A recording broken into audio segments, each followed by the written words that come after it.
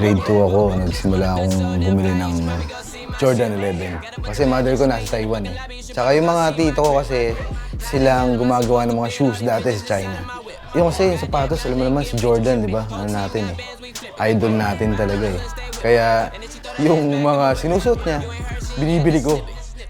Kahit na sobrang bata ko pa, yung nanay ko, nagagalit sa akin dahil dun sa sapatos. Araw-araw ata may lumalabas na bagong Jordan. Mga 4-5 lang dati yung Jordan 11 Concords eh. Nabibili ko lang yung sa Cartimar. Lifestyle ko na.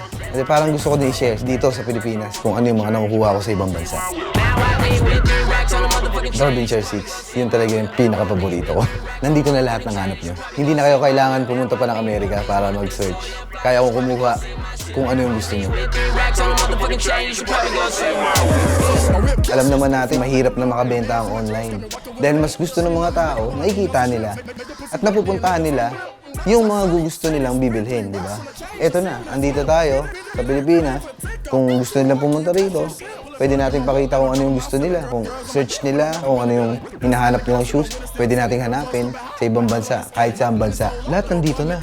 Yung apparels, rasta cloths, hats, lifestyle shirts, yung mga jogger pants, socks, yan. Ginawa ko na lahat. Nandito na kami. Sama-sama na kami dito lahat. Pinangalan ko yung Diamond Sneaks kasi yun yung apelido ko, Diamante. Inimbitahan ko yung pumunta dito sa store namin, Diamond Sneaks. University Mall, 3rd floor, Vito Cruz staff. Check it out.